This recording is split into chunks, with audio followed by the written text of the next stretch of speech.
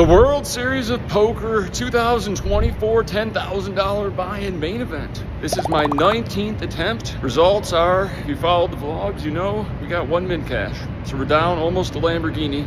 But all it takes is one to win that Lamborghini and more.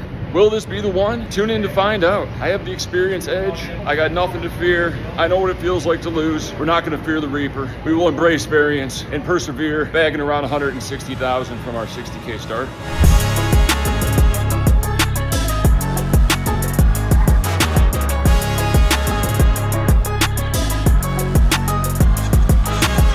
All right, we got to walk to the horseshoe, no big deal. A lot of debate over which day is the best of the A, B, C, and D flights. Historically, I've done D, but they threaten to make it 10-handed since so many people play D. It's a long calculation of most likely percentage of recreationals per day, per flight. But then it's still a random table draw, so the randomness of the table draw will dictate a lot of your profitability. But can't worry about that, it's out of your control. Today we will do what we can and keep things under our control, unless we get aces all in pre-flop.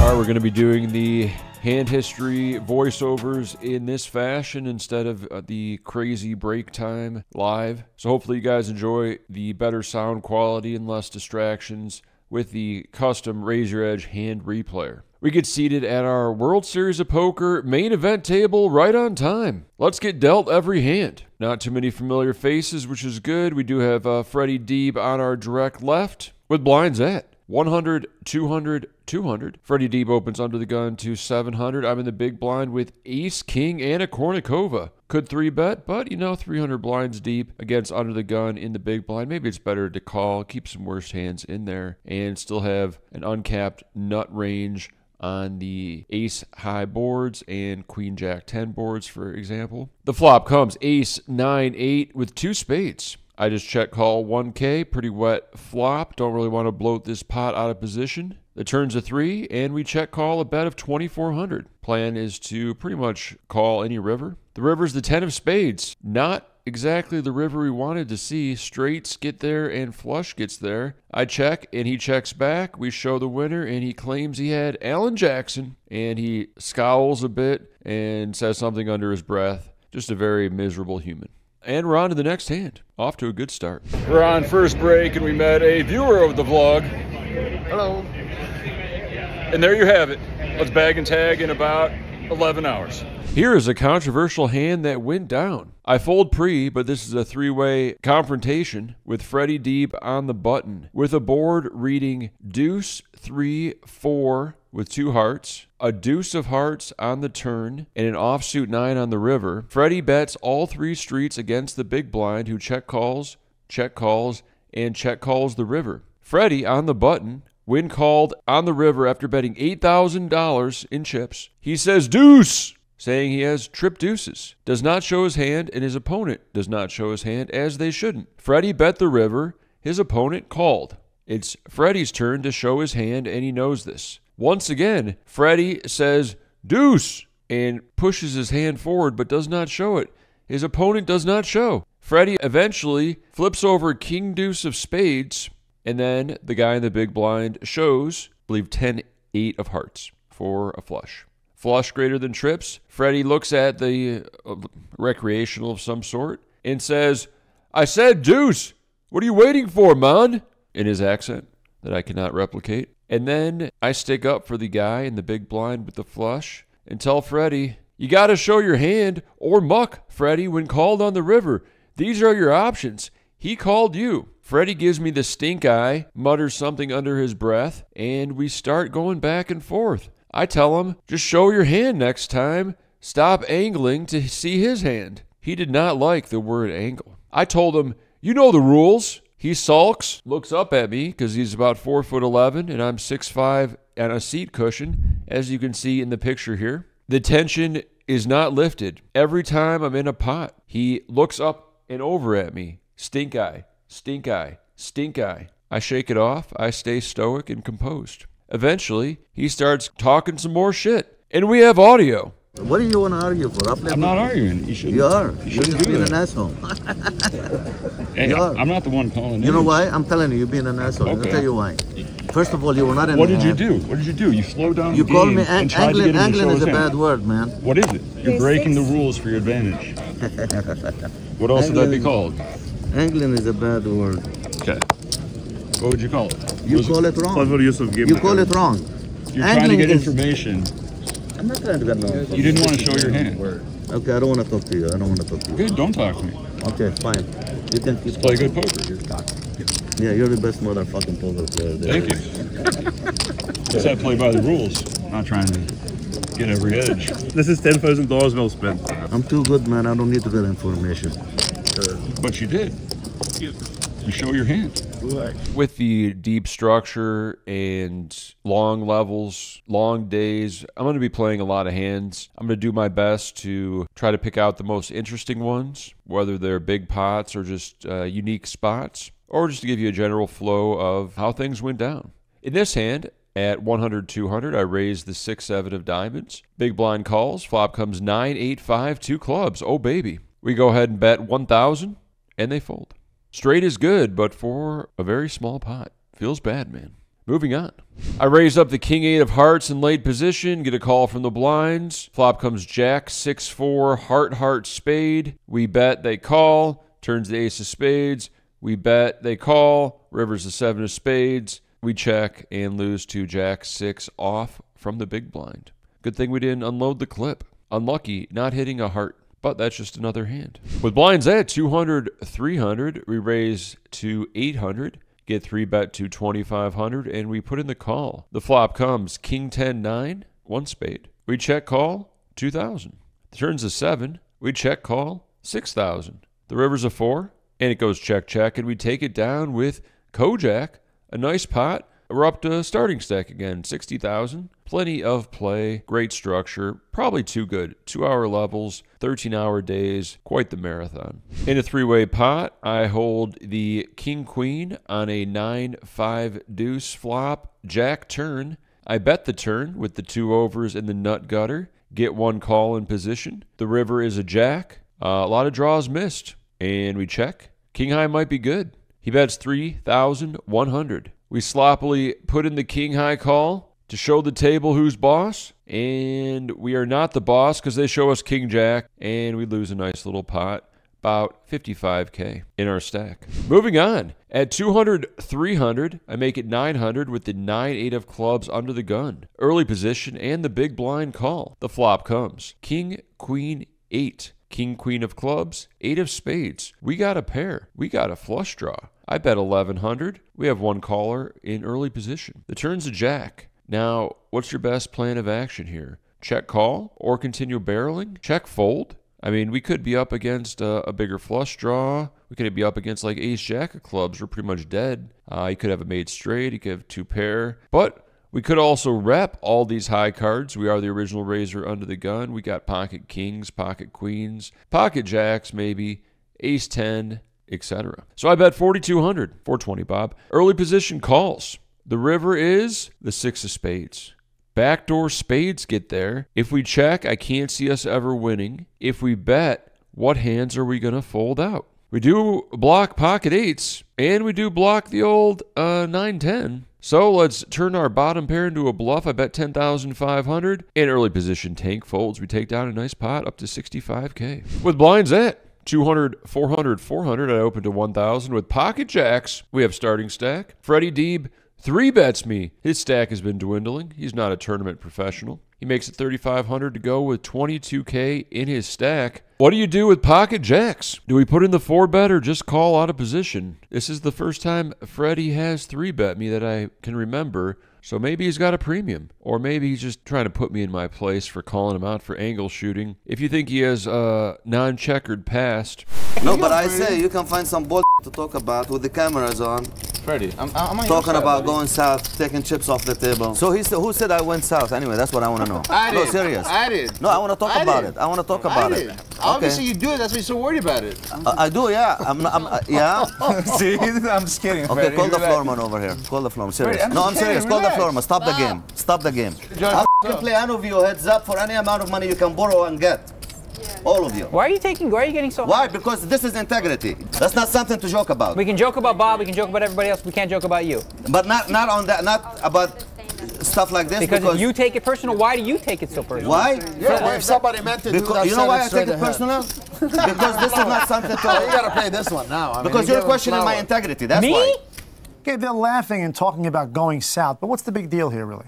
Well, going south is no laughing matter. Going south means you're taking chips off the table. And if Freddie Deep really did go south, then he's out of line. The bad thing about going south is if you're in a poker game, $100,000, and let's say you're winning $150,000, and you take your original $100,000 off the table, then the other players can't win that from you. Someone who's losing does not have the opportunity to win all his money back, and it's really a no-no in a poker game of this size. You be the judge. I'm not accusing anybody of anything.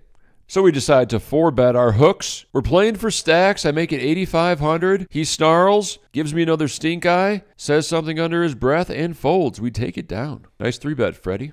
I'm in middle position with the 6-5 of spades. We make it 1,000 to go. These are good hands to play in deep stacks as long as we don't get flush over flushed. We get one customer, a Brazilian on the button. They like the Vamu. The flop comes 6-5-4. We got top 2. Now I know instinctually you want to bet here, get value from their draws and stuff. But I think from a more balanced GTO perspective, we're better off check calling to protect our check calling range and play various runouts. Hand is very disguised when we do this. We're also going to have some check give ups as well. So when we check, he bets 900. We stick with the plan and just call. The turn is the 10 of diamonds, a brick. Don't see that improving him much unless he has something like pocket 10s. And we just check call 2,200, no problem. The river brings the probably worst card in the deck, the 3 of diamonds. Everything gets there. We could be check calling with a flush draw, so he can't just blast off here. Although I can't imagine too many bluffs they're going to have in this scenario. We check and they bet 6,200. Could they be value betting worse than 2-pair here? I don't think so, Tim, and we make the discipline lay down.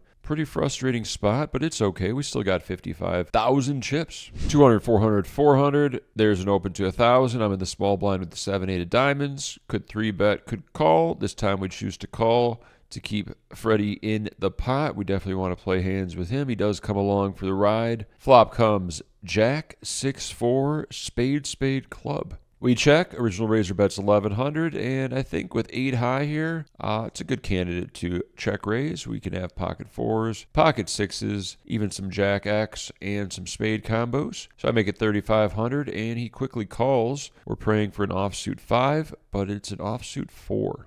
The board is paired. Not the best card for us to barrel, so we're probably just going to give up here. We check, but they check behind. They probably got something like Jack 10 here. Probably just trying to get to showdown. The river's the 5 of hearts. We hit the nut straight. The board is paired, but we got to go for that value. I bet 8,000. He goes deep in the tank. I can tell by his mannerisms he doesn't have a boatski. He's not going to be raising. And eventually he just folds. And we're still hovering around 55,000.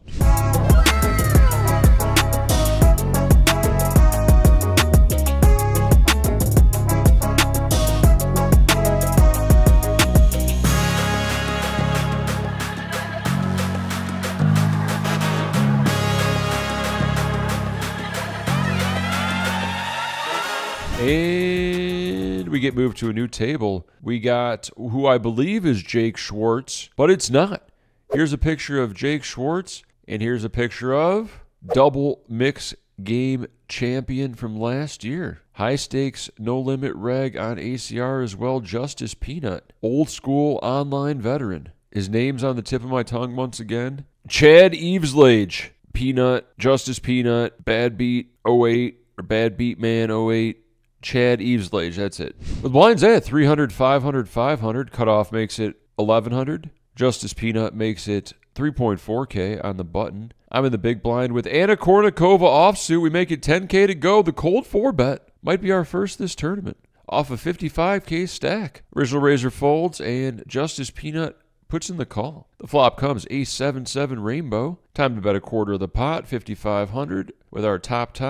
And he puts in the call. Does my opponent have a suited 7, 7-6, 7-8? Does my opponent have ace-queen or ace-king? Or the slow-played last combo of aces when the queen of clubs hits the turn? I don't like it. They could still have queens, or even more likely is ace-queen. We check and they check. The river's a deuce. I'm thinking about a blocker bet here. I don't know what's better, blocker bet or check call. So I check and he checks behind. We win a nice pot. We're up to 70,000. Once again, 2-hour levels. We make it 1,200 with pocket aces in middle position. Hello. Looking for some action. The cutoff with an 18K stack puts in the call. We started this hand with 70,000. Let's bust this shorty. Who are you calling shorty? Hey, what's up, baby girl? Baby girl? Who are you calling baby girl? I'm hollering at you, shorty. Shorty? You're short. I'm tall. 8-4-3 looks pretty safe as long as they didn't flop a set. There's 2 clubs on the flop. We bet 1,200 and he calls. The turn is the 10 of diamonds. Looks pretty clean. Let's go for value. I bet 3,500. He starts playing with his chips, and I get this horrible feeling that if he min raises here, I'm just going to puke because he's just repping a set. Or maybe 10-8 suited. He doesn't min raise, but he makes it 10,000 with 6.6 thousand behind. What's he repping? I don't know, but I'm not folding aces at this effective stack depth. We shove, he snaps, and shows me pocket eights. We do not hit an ace on the river, and we double him up, and we're down to 50,000. A young guy named Frankie, who's been on somewhat of a heater, winning the 10K mystery bounty, I believe, opens to 1.1K under the gun. I heard he's loose and aggressive. Common trait. The button calls, and I'm in the small blind with Anna Kournikova. Let's squeeze it up to 5.5K. Just Frankie calls. He has us covered. We started this hand with about 44,000. The flop comes. 8, 5, deuce, 2 spades. Time to c-bet 420, Bob. 4.2K, of course. Repping over pairs and such, but he calls. Ace or king dealer. The turn is the 3 of spades. Do we barrel or give up? I think give up is the correct answer. He checks behind. Does he have ace-queen? The river's a queen. Can we rep ace-queen? I don't think so. We check. He checks back with pocket jacks, and we're down to 32K. Half a starting stack. Last hand of the level. We got 2 hours left in the night. We go on break, coming back to 600 big blind. Off of my 30K stack, I go ahead and make it 1,200. The minimum with 2 red 8s in early position. Frankie, very active, 3 bets to 3,800. I'm contemplating 4-bet ripping when it folds back around to us, but it is the main event. Maybe I shouldn't play such a high variance style. Let's just put in the call and flop a set. The flop comes king 3 deuce with 2 hearts. I check. He bets 2,300, standard down bet on such a board texture in a 3-bet pot. We don't want him to realize his equity. We don't want him to barrel us off our holding. So we do something a little unusual and check raise our 8s on this board. I'm happy with him folding. If he calls, I'm happy with an 8 coming off. He does call. The turn's a 10 of diamonds. I check. He bets 5,500, an embarrassingly small amount. My minimum defense frequency should be around 80% of the time. But I just feel like I'm beat, so we just fold our 8s, no big deal. I say, I know you have ace-king. He says, yeah, I could have clicked it back with the ace of hearts. What would have happened then? I don't care. With blinds at 600. Last level of the night. Early position, Frankie, 1,400. Chad, Eve's Lage, calls button. I'm in the big blind with the ducks. Quack, quack, let's flop it like it's hot. King 4-3, heart, spade. Almost, but not quite. We got an underpair. It checks around. A miracle. Deuce of spades hits the turn. Or is it a card we don't want to see?